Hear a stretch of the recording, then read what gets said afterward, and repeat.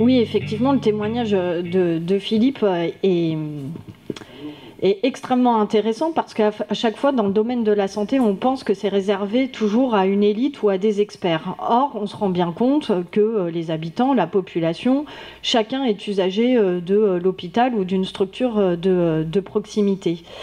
Et il faut que, quand on parle de démocratie sanitaire, chacun puisse agir et s'emparer de ces questions-là. L'actualité a beaucoup parlé des gilets jaunes et je crois que quand on parle des blouses blanches ou des gilets blancs, c'est pas que les médecins, les infirmières, évidemment, qui sont directement confrontés à cette question-là dans l'hôpital public, c'est également celle des patients et des usagers. Et pardon, pour essayer de construire en fait mon propos, c'est que la situation en Seine-Saint-Denis par rapport à ce groupement hospitalier territorial qui réunit 3 bassins de vie complètement différents, Montreuil, Aulnay, Montfermeil, et on a eu la chance de ne pas avoir l'hôpital psychiatrique de Villévrard grâce à la dérogation dans la dernière loi santé, mais il a fallu lutter. Moi, j'étais au conseil de surveillance de l'hôpital psychiatrique avant de me faire évincer dans le cadre de la restructuration et de la métropole du Grand Paris, mais il a fallu que syndicats, usagers et élus, nous soyons ensemble pour pas que la psychiatrie soit considérée de la même façon que l'hôpital général. Est-ce que, pour le moment, c'est une bataille de gagner, mais il faut rester vigilant sur le long terme. Et ce GHT, effectivement, la lutte de l'ensemble des comités doit converger parce que évidemment qu'ils veulent aller vers des pôles de spécialité. Alors, à l'hôpital de Montreuil, on aime beaucoup parler du pôle mère-enfant, et on voit bien que sur la question des urgences ou par exemple la question de la gériatrie, les moyens ne sont pas donnés. Et que Montfermeil se destine à être un pôle de référence sur la gérontologie. Mais vous voyez bien qu'en termes de transport en commun, entre Montreuil et Montfermeil, c'est quand même le parcours du combattant. Et la métropole du Grand Paris, avec le réseau structurant du Grand Paris Express, n'y répondra pas. Donc c'est en termes de transport au moins 2 heures. Et alors vous imaginez sur des problèmes de personnes âgées et de vieillissement de la population, même si la Seine-Saint-Denis est réputée pour être un département jeune et dynamique, comme tout département, voilà, en France, c'est aussi la question du vieillissement de la population, la question de la paupérisation aussi de la population, et puis de l'inégale répartition géographique des offres de soins. Donc quand vous n'avez pas d'offre de soins de proximité, forcément la première porte d'entrée, c'est celle des urgences. C'est celle d'ailleurs que maîtrisent le mieux les usagers et que connaissent le mieux les habitants. Et à côté de ce groupement hospitalier territorial en Seine-Saint-Denis, vous avez effectivement évoqué l'hôpital de Jean Verdier d'Avicenne. Ça, c'est l'assistance publique des hôpitaux de Paris. Et ces hôpitaux-là rattachés à l'AP-HP, en fait, pourquoi Jean Verdier est aujourd'hui entièrement dépecé et qu'ils ne vont garder que les urgences, c'est au détriment d'un campus universitaire et hospitalier qui se construit du côté de Saint-Ouen. Quel est le rapport sur le bassin de vie entre aujourd'hui la population qui va aujourd'hui à Bondy? On va vous dire, ouais, mais elle peut aller juste à côté à Avicenne. Sauf que, est-ce que l'hôpital d'Avicenne est en capacité d'accueillir ceux qui sont aujourd'hui sur Bondy et que vont devenir aussi les médecins, les infirmières et les aides-soignants? Ça, c'est une question. Et surtout, à l'époque, l'Agence régionale de santé et ceux qui travaillaient sur ce campus hospitalo-universitaire nous mentaient, à nous élus. Et alors là, je peux vous dire qu'y compris en dehors des élus locaux, il y avait les sénateurs du département, tous bords confondus, qui ont dit non, nous ne voulons pas c'est pas être contre le projet hospitalo-universitaire, mais démontrer par A plus B l'importance de garder Jean Verdier sur le secteur de Bondy. Malgré ça, personne n'a été entendu. L'Agence régionale de santé et le ministère en a fait qu'à sa tête. Donc ce campus du côté de Saint-Ouen correspondra à la future ligne du Grand Paris Express. donc aux portes de Paris, mais sur un bassin de vie qui est déjà bien desservi par les transports en commun. Donc ça veut dire que la population de Bondy, Bobigny, mais comme l'ensemble du département, sur les lignes du Grand Paris Express, la Seine-Saint-Denis a été très mal dotée par rapport à ça. Donc les futures lignes du Grand Paris Express ne sont destinées qu'à être sur des pôles économiques. Et on voit bien que le pôle universitaire et hospitalier de Saint-Ouen correspond en fait à cette logique de métropolisation. Donc non seulement on éloigne les citoyens du pouvoir décisionnel, dans le cadre de cette métropole du Grand Paris, mais les axes structurants de transport n'y sont pas, ils ne sont pas coordonnés avec les bassins de vie et y compris l'offre publique de santé. Et là, sur l'hôpital public, on a vu l'annonce, encore une fois, d'Agnès Buzyn, mais comme Macron le fait à chaque fois qu'il n'est qu'à coup de com', et Sabrina pourra nous le dire plus explicitement, quand elle dit qu'elle dégèle 415 millions d'euros pour l'hôpital public. Non mais dégeler, ça veut dire qu'il comptait vraiment ne pas donner les miettes à l'hôpital public. Si c'était le cas, ça veut dire que du jour au lendemain, non seulement l'hôpital public est aujourd'hui défaillant pour les raisons que vous connaissez, mais ça veut dire que demain, on ferme concrètement les portes de l'hôpital public. Donc où vont les gens ? Quand on voit que pour des prises de rendez-vous, j'en discutais ce matin encore avec une collègue, pour l'orthopédie, pour de la chirurgie orthopédique, dans un hôpital public, c'est au moins 6 mois d'attente. À l'hôpital privé dans les Hauts-de-Seine, on peut vous recevoir dans la semaine qui suit. Mais vous savez combien est le dépassement d'honoraires ? 2600 €. 2600 € dans l'hôpital privé, dans un des hôpitaux privés des Hauts-de-Seine. Donc ça veut dire que même des gens qu'on considère ou qui se considèrent avoir les moyens, qui peut payer ces 2600 € de dépassement d'honoraires? Donc on est bien effectivement sur une médecine, sur une offre de médecine pour les riches. C'est absolument inadmissible. Et on nous fait le coup effectivement de la télémédecine, etc. Bon, ça c'est une des choses du virage ambulatoire. Mais juste pour finir je vais y revenir là-dessus, mais sur l'hôpital public, c'est carrément dément, parce que c'est 415 millions d'euros. Quand je dis que c'est des miettes, donc elle les dégèle.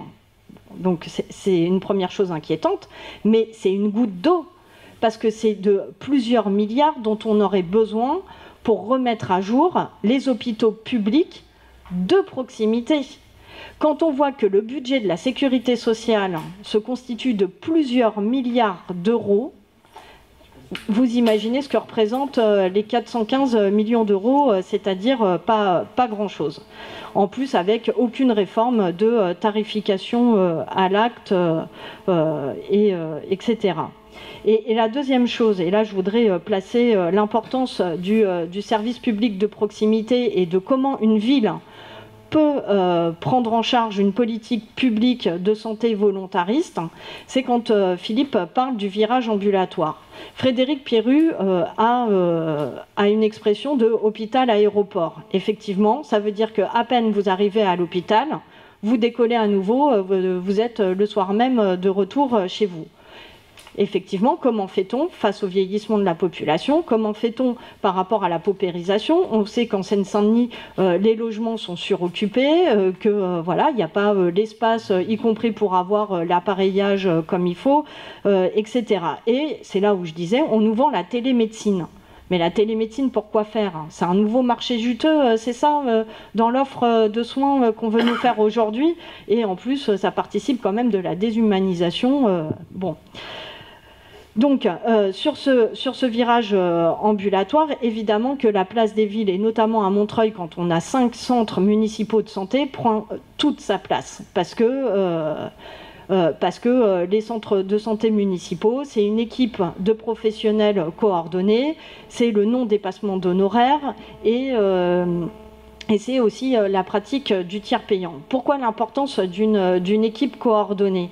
Parce qu'à l'époque, on était sur plutôt la prise en charge de maladies infectieuses, tuberculose, gale, etc.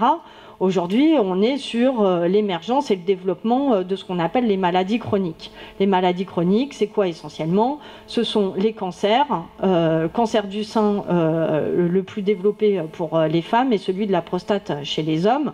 On le voit bien dans notre entourage, c'est la question de l'obésité, c'est la question des maladies cardiovasculaires, etc. Et donc ces maladies chroniques ont besoin d'une prise en charge pluriprofessionnelle. Et donc, il y a besoin non seulement d'une équipe coordonnée des centres municipaux de santé, mais d'un lien des centres municipaux de santé avec l'hôpital. Et à Montreuil, on a la chance et d'avoir l'hôpital et les centres municipaux de santé.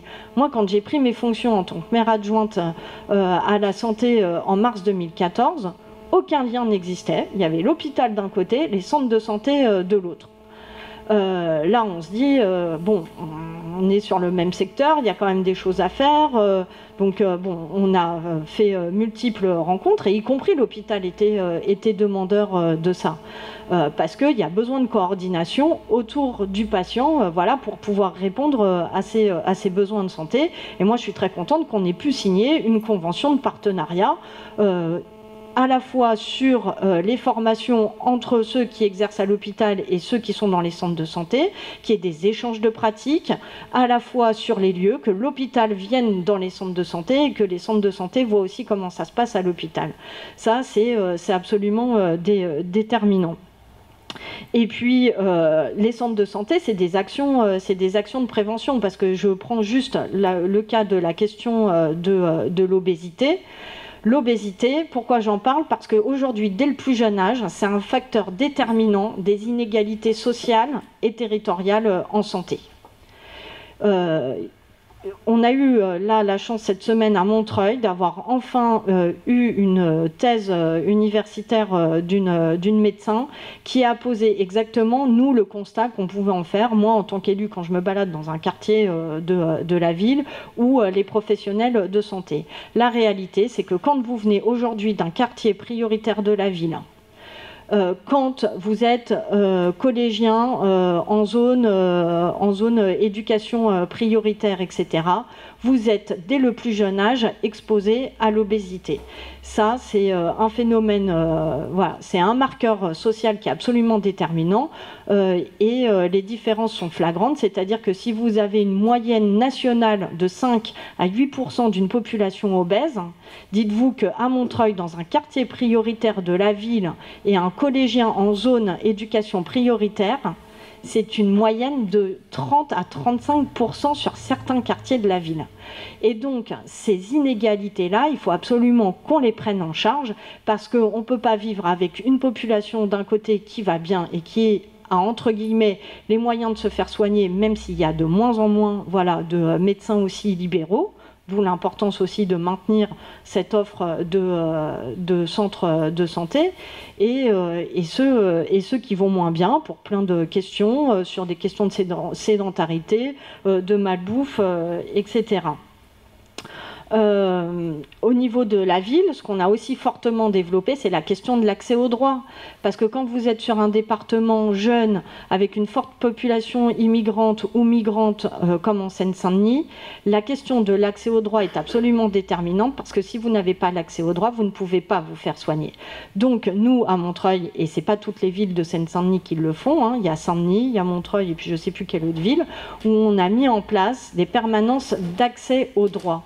Parce que quand vous avez accès aux droits, bah derrière, vous pouvez vous faire soigner, que ce soit encore une fois à l'hôpital ou dans un centre de santé. Et ça, c'est absolument déterminant pour la population, avec derrière le développement d'un réseau précarité, et y compris encore aujourd'hui, le développement, moi, que je mets en place, d'un développement d'un réseau précarité destiné aux femmes, parce que vous le savez, sur des questions d'inégalité de salaire, de temps partiel, de chômage plus important, etc., elles sont encore davantage touchées, et que même dans la précarité, il y a encore un nivellement des situations. Et je bouclerai la boucle sur la question de ce qui vient compléter l'accès aux droits, qu'on a récemment mis en place à Montreuil. Et je suis très contente, pour une ville de plus de 100 000 habitants, qu'on puisse emboîter le pas. C'est la mise en place d'une mutuelle communale. Et la mutuelle communale, c'était extrêmement important. Alors déjà, sur le choix de la mutuelle, pour que ça soit une mutuelle réellement mutualiste et pas une mutuelle dite assurantielle, parce qu'aujourd'hui, plus personne n'arrive à faire la distinction entre une mutuelle et une assurance. Moi, je ne voulais pas voilà, donner place publique voilà, à une grande assurance comme AXA, pour citer que celle-ci. Donc là, la mise en place de cette mutuelle, c'était pas avoir un coût au rabais pour le paiement de la mutuelle, c'était avoir une mutuelle qui puisse davantage couvrir comme il faut le remboursement des soins et des besoins de la population. Je prends un exemple.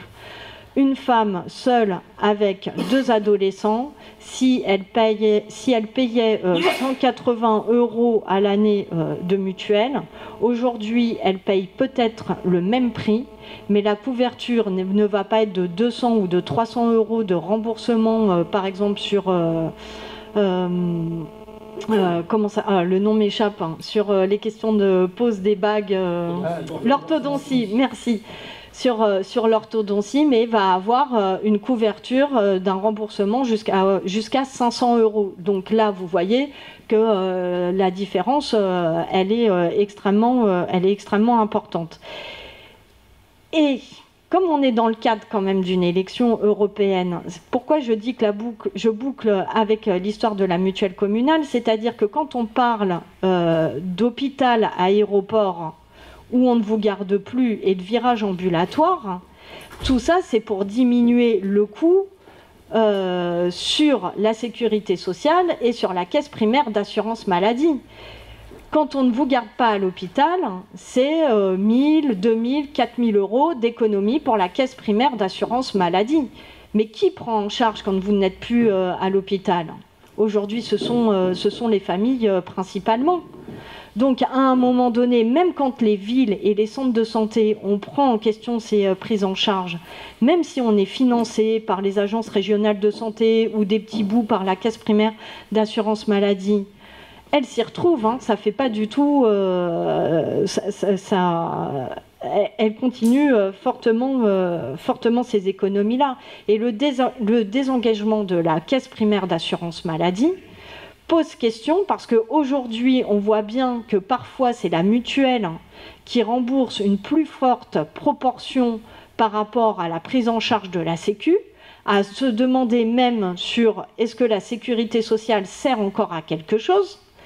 Et c'est fait exprès que la prise en charge soit de plus en plus importante sur la part mutuelle que sur la sécurité sociale, parce qu'au niveau de la législation européenne, elle ne fait pas la différence entre les mutuelles telles qu'elles existent en France et les assurances dites classiques. Donc on voit bien comment, par le démantèlement de l'hôpital public, c'est derrière le démantèlement de ce qu'on nous a dit pendant des années, y compris sur un soi-disant trou de la sécurité sociale qui en vrai n'existait pas.